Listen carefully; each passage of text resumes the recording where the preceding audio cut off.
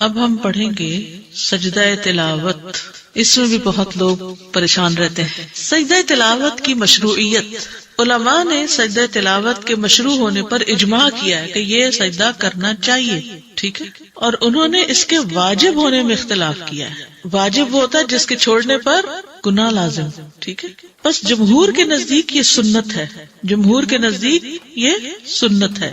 بے شک جن لوگوں کو اس سے پہلے علم دیا گیا، جب ان کے سامنے اسے پڑھا جاتا ہے تو وہ ٹھوڑیوں کے بل سجدہ کرتے ہوئے گر جاتے ہیں اور کہتے ہیں ہمارا رب پاک ہے، بے شک ہمارے رب کا وعدہ یقیناً ہمیشہ پورا کیا ہوا ہے. اور وہ ٹھوڑیوں کے بل گر جاتے ہیں، روتے ہیں، اور قرآن انہیں عاجزی میں زیادہ کر دیتا ہے. یہ ہوتے ہیں اہل علم کہ جن کو قرآن عاجزی میں زیادہ کرتا ہے. یعنی اگر کوئی شخص قرآن پڑھ کر اس کے اندر عاجزی نہیں آئی نا تو گویا اس نے کچھ نہیں پڑھا. ہمبل ہونا ضروری ہے. سجدہ تلاوت واجب نہیں ہے. جمہور علماء کے ہاں مشہور ہے کہ تمام کے تمام سجدہ تلاوت سنت ہے، واجب نہیں ہے. جو سجدہ تلاوت کرے تو ایسا کرنا صحیح ہے، اور جو سجدہ تلاوت نہ کرے تو اس کے ذمہ کچھ نہیں ہوگا، جیسے کہ عمر رضی اللہ عنہ سے یہ وارد ہوا ہے. عمر بن خطاب سے روایت ہے، انہوں نے جمعہ کے دن ممبر پر سورۃ النحل تلاوت فرمائی. جب آیت سجدہ پر پہنچے تو ممبر سے نیچے اترے، پھر سجدہ کیا اور لوگوں نے بھی آپ کے ساتھ سجدہ کیا، یعنی سجدہ تلاوت. یہاں تک کہ جب اگلا جمعہ آیا تو آپ نے ممبر پر پھر اسی سورت کی تلاوت فرمائی.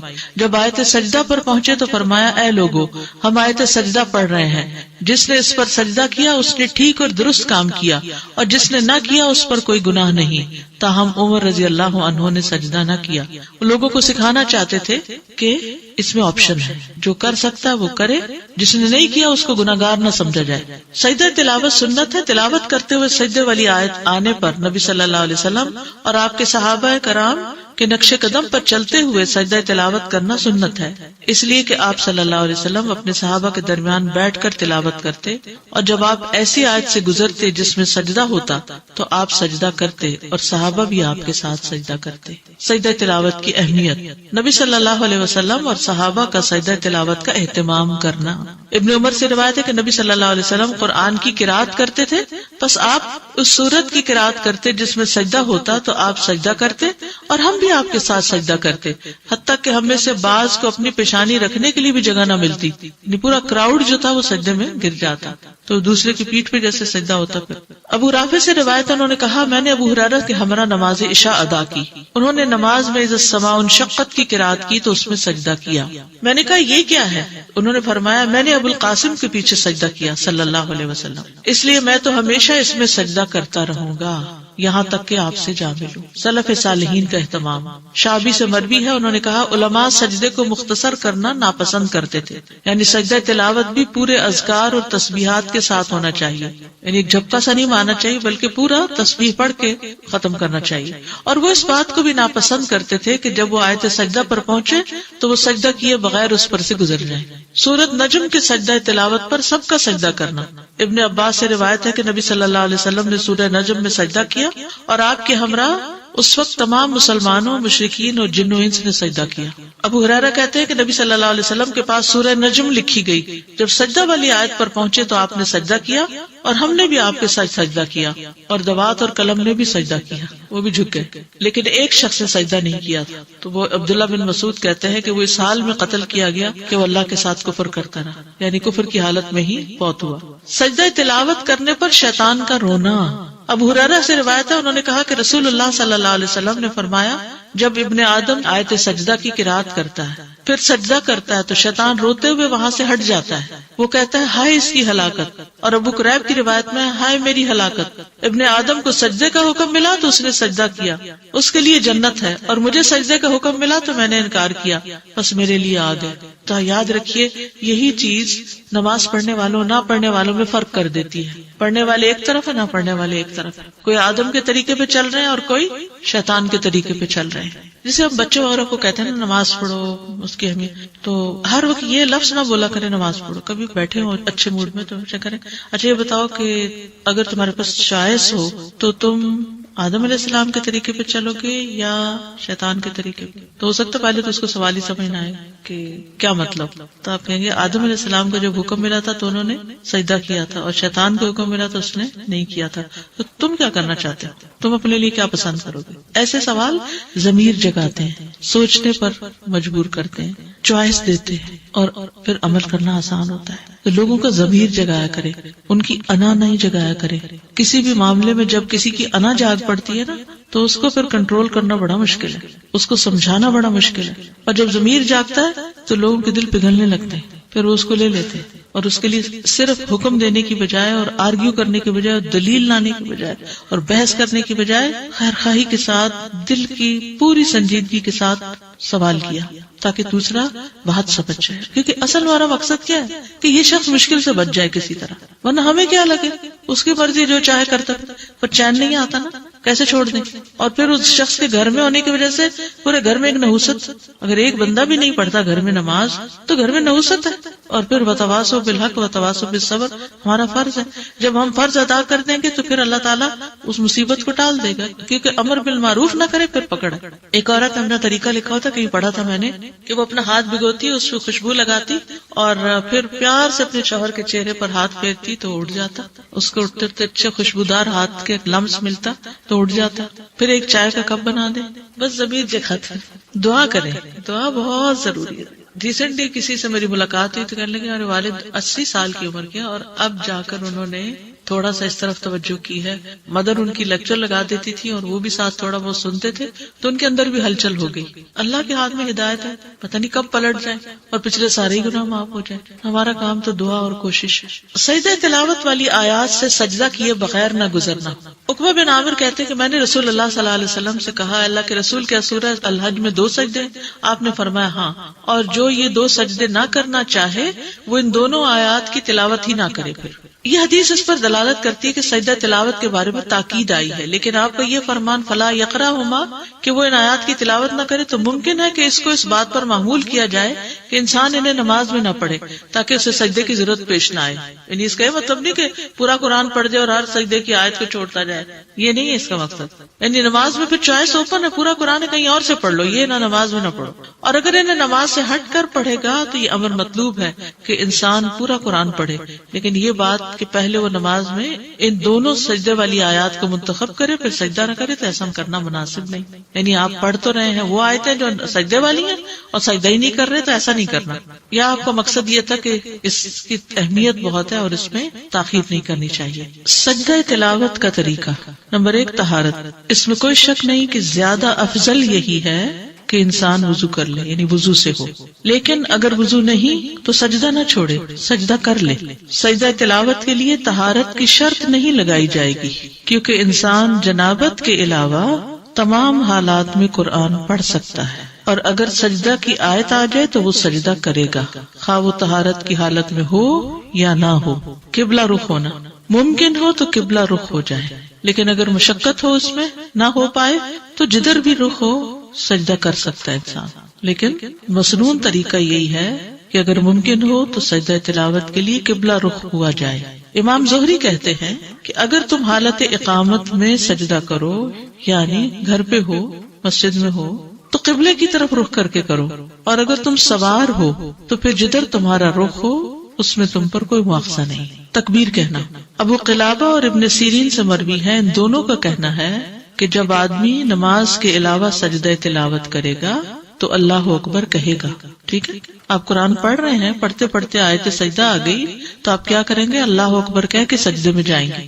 لیکن بعد میں سلام کی ضرورت نہیں. جب سجدے سے سر اٹھائیں گے تو سلام نہیں کریں گے، اور یہ ایک ہی سجدہ ہے، 2 نہیں ہے. سجدہ سہو 2 سجدے ہیں، لیکن سجدہ تلاوت ایک سجدہ ہے. سجدہ تلاوت میں سلام کرنا مشروع نہیں. ابن تیمیہ کہتے ہیں سجدہ تلاوت اور سجدہ شکر کے بارے میں کسی ایک نے بھی نبی صلی اللہ علیہ وسلم یا صحابی سے یہ نقل نہیں کیا کہ ان میں سلام بھی ہوگا، اور نہ ہی صحابہ سلام پھیرتے تھے. ٹھیک، یہ ہے نماز کے باہر سجدہ تلاوت کا طریقہ. نماز کے اندر سجدہ تلاوت کا طریقہ تکبیر کہہ کر سجدے میں جانا. سجدہ تلاوت میں جانے اور اٹھنے کے لیے تکبیر کہنا. مثلا آپ نے سورت اذا السماء انشقت پڑھی ہے تو سجدے والی جگہ پہ پہنچ کے آپ اللہ اکبر کہہ کے سیدھے نیچے چلے جائیں گے سجدے میں، رکوع نہیں کریں گے، ڈائریکٹ سجدہ کریں گے، اور جب سجدہ کر لیں گے تو اٹھتے ہوئے پھر کیا کہیں گے؟ اللہ اکبر کہیں گے۔ اگر سورت کے آخر میں سجدہ ہو، مثلاً کون سی سورت الح، تو پھر کیا کریں گے؟ اگر سورت کے آخر میں سجدہ ہو اور مزید تلاوت نہ کرنی ہو تو پہلے سجدے کے لیے تکبیر کہی جائے گی، سجدہ تلاوت ادا ہوگا، پھر تکبیر کہہ کر اٹھا جائے گا اور کھڑے ہو کر رکوع کے لیے تکبیر کہہ کے رکوع پہ جایا جائے گا، یعنی یہ سجدہ الگ کیا جائے گا اور پھر کھڑے ہو کے رکوع کر کے دوبارہ پھر وہ سجدے اور آگے نماز کنٹینیو کی جائے گی۔ واضح؟ اوکے۔ ابن عثیمین کہتے ہیں نماز میں سجدہ تلاوت بالکل اسی طرح ہے جیسے نماز میں عام سجدہ ہوتا ہے۔ کیسے؟ جیسے عام سجدہ ہوتا ہے نماز کا، ویسے ہی سجدہ تلاوت ہے۔ نہیں سمجھ آئی؟ جیسے نماز کا سجدہ کرتے ہیں ویسے ہی سجدہ تلاوت ہوتا ہے۔ اب سمجھ آ گئی؟ اوکے۔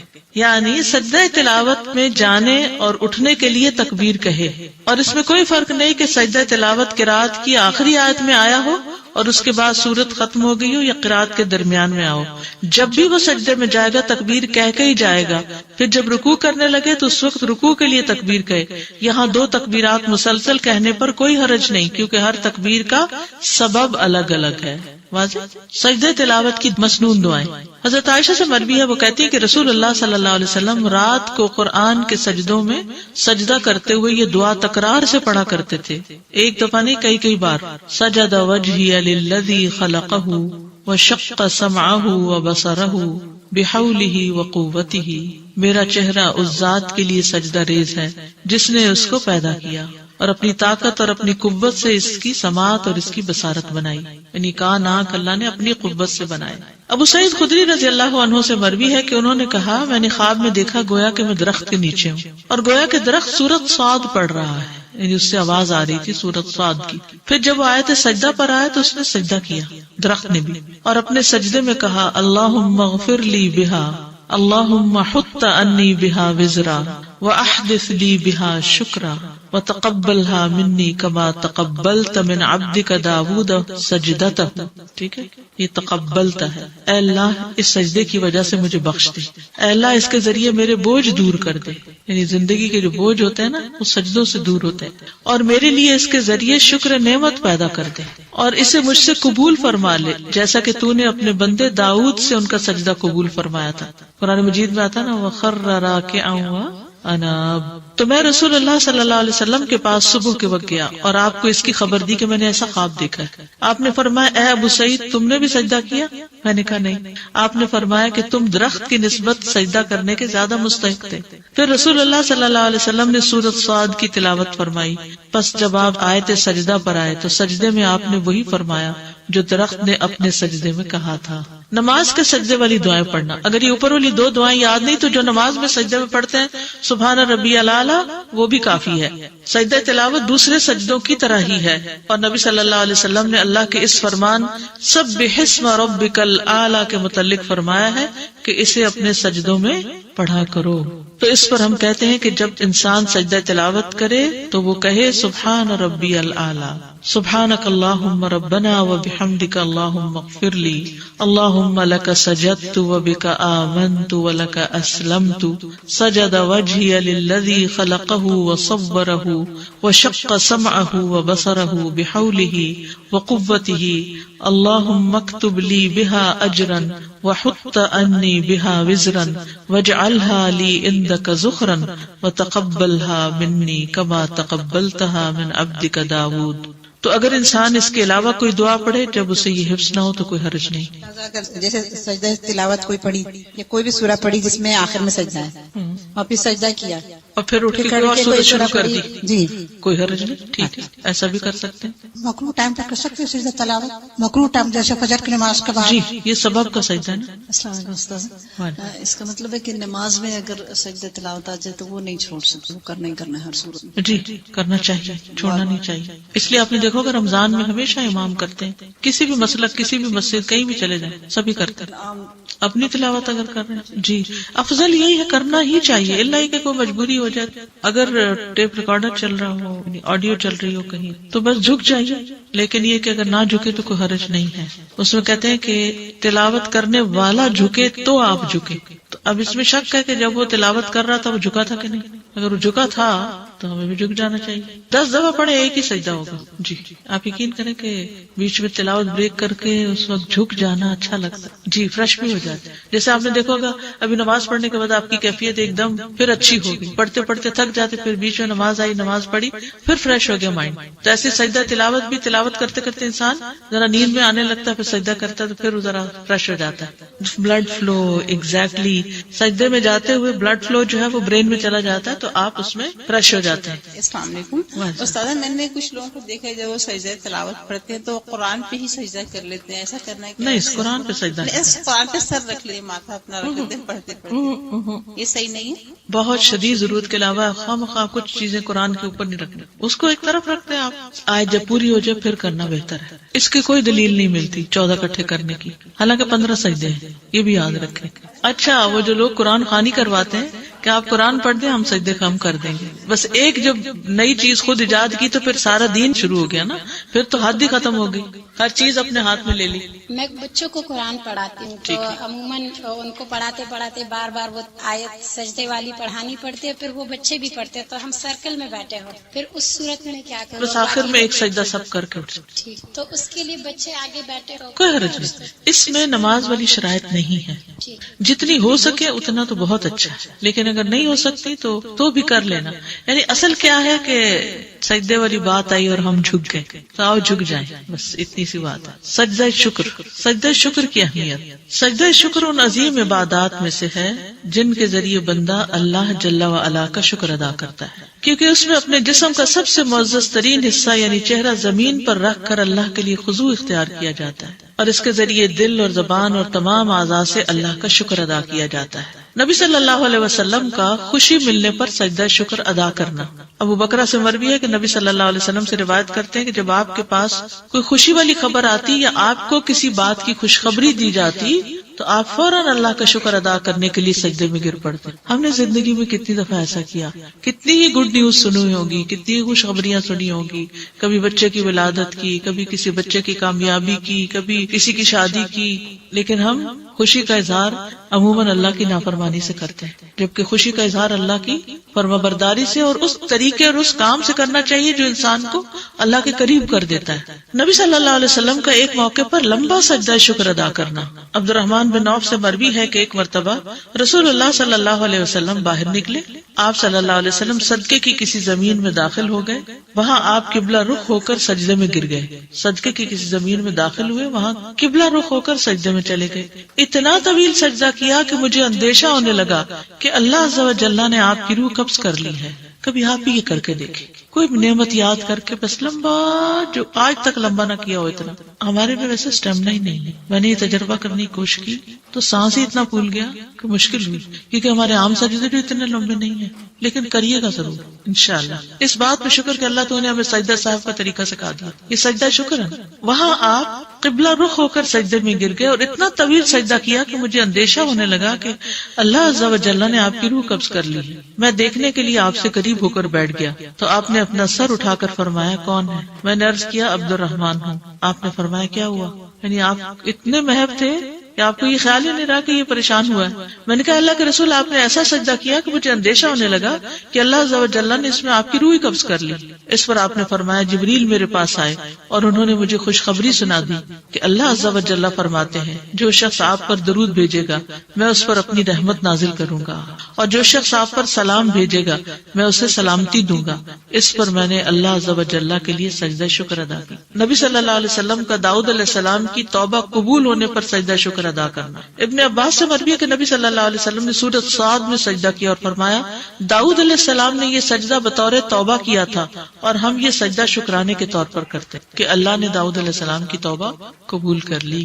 وَنَحْنُ نَسْجُدُهَا شُكْرًا لِلَّهِ عَلَى قُبُولِهِ تَوْبَةَ نَبِيِّهِ. اگر میرے پاس زیادہ ٹائم ہوتا نا تو جتنی عربی اس ڈاکیومنٹ میں ہے میں آپ کو ایک ایک چیز پڑھ کے پہلے عربی میں بتاتی پھر اردو میں بتاتی, لیکن وہ کورس 9 ویکس میں پورا نہ ہوتا. ویسے ابھی یہ کتابیں بہت اچھی ہیں, یہ نماز نبوی یہ زیادہ اچھی کتاب ہے, لیکن مختصر یہ مسنون نماز اور روزمرہ کی دعائیں, یہ نماز کے بعد پڑھے جانے والے اذکار کا کارڈ, یہ تہجد کی دعا کہیں ایسی جگہ لگا دی جائے جہاں آپ تہجد پڑھتے ہیں، اور یہ نماز محمدی اور مسنون دعائیں، یہ پروفیسر محمد ذوالفقار کی کتاب ہے پریئر اکارڈنگ ٹو دا سنہ.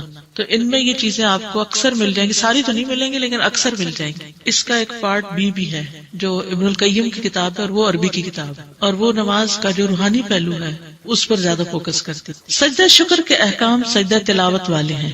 ٹھیک ہے، سجدہ شکر کے احکام سجدہ تلاوت والے ہیں. جیسے آپ سجدہ تلاوت کے لیے گئے تھے نا اللہ اکبر کہہ کے اور ایک سجدہ کیا، ایسے ہی سجدہ شکر بھی ہوگا.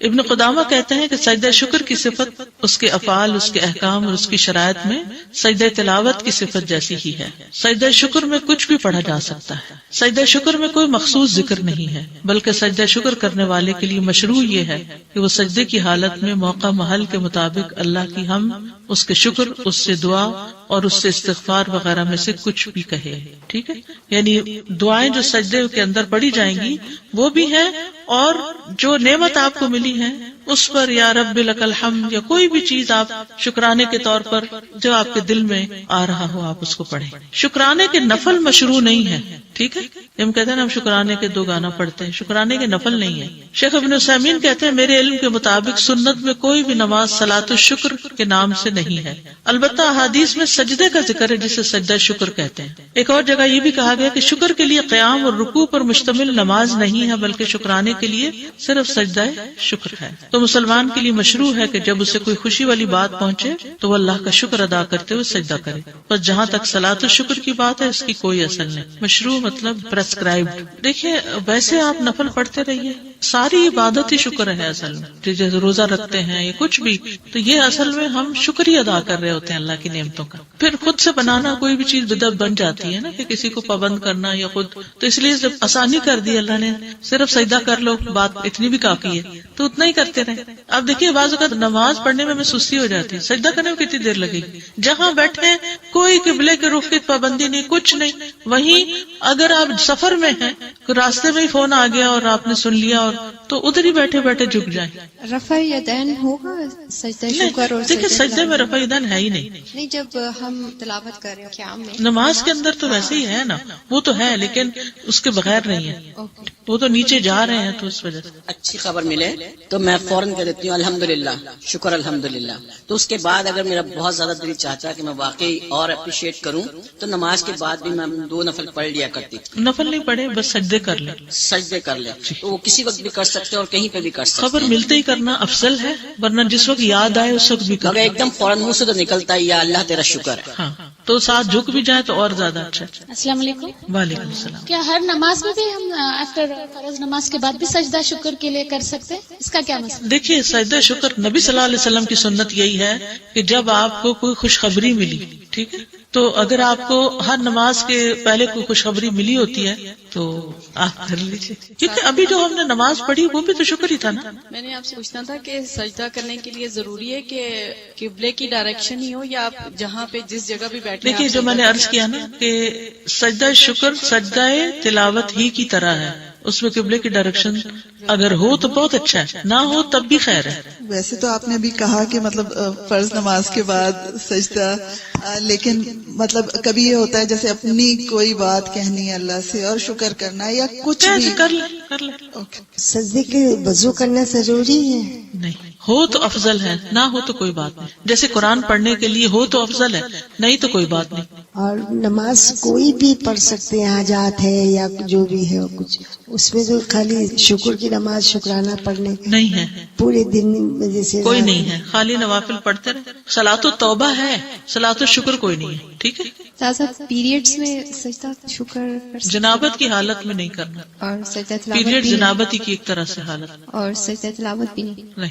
وہ تو نبی صلی اللہ علیہ وسلم کو جب کوئی مشکل آتی تھی تو وہ نماز کی طرف دوڑتے تھے، تو وہ صلاۃ الحاجت ہی ہو گئی.